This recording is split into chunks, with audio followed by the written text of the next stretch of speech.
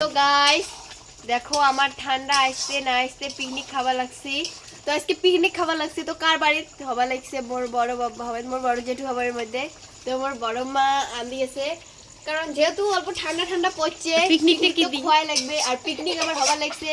হাঁস মেইন হওয়া লাগছে হাঁস আবার দুইটা হাঁস পোলট্রি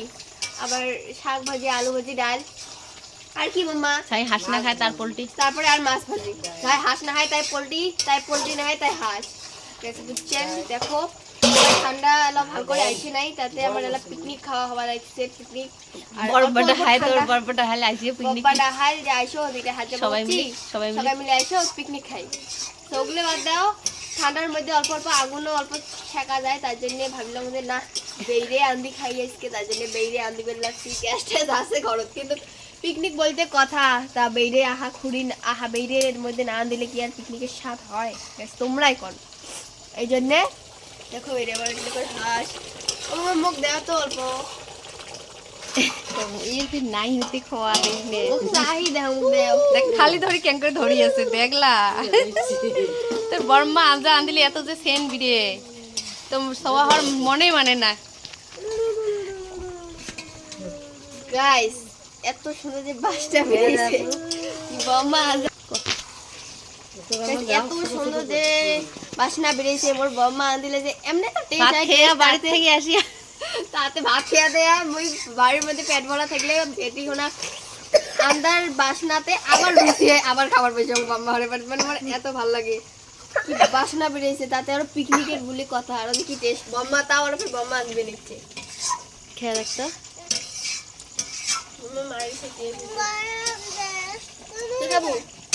ওই মোনা কেন খেয়াতে তো গরম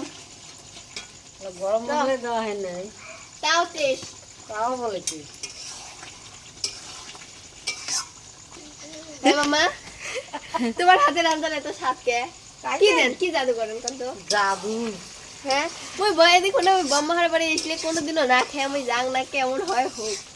মোর পেট ভরা থাকুক না কি থাকুক মোর বম্মা রান্না কথা শুনলে বাসনা পাইলে মোর খাবার বসে গেবে মই না খাওয়া বাজিয়ে সে এদিকে না খেয়া যায় মোনা তো স্যান্ডেল এর মধ্যে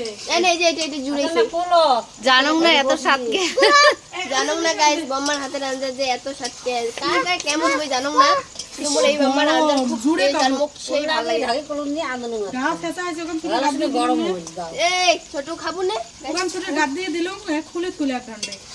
মামা কি সেই দিতেছে গোস্ত টুবলি আজকে আরো কি তোরটা যেদিনকে সেদিনে তোর টেস্ট হয় ও মা ও তোর মা গোস্ত করছে কেন করে গাইস আরেকটা মজার ব্যাপার কি জানেন মুই এদিকে না খাইতে খাইতে মুই লক্ষ্য করো আমার হাঁস আন্দি পুরো খাওয়া দাওয়া প্রায় শেষে মানে খাবারে লাগছি এলা থালগুলো দেখো বত্তা হাঁসের থালগুলো কেমন করে দেওয়া যাবে কেমন জ্বালা কে চালগুলি এলা ফেলে দেয় নাই তোর বর্মা থালগুলো এলা ফেলে দেন না কিন্তু থালগুলো দেখিয়ে ময়া লাগবে নেক্সে সেই এই থালগুলো গাদ আছে এই থালগুলো আমরা গাদ থাকি খোলে খাই আজ দেখছি এখন দৌড়ি বেড়ায় এখান থেকে হাঁসগুলো দৌড়ি বেড়ালে আমার বাম্মা হারে এলে করে আবাদ করা হাঁস নয় পোষা হাঁস আবাদ করে হাঁস মাঝে আবাদ করে আবার তোর বড়বা একবারে 24টে করে আনে আনি পুষি খাওয়ার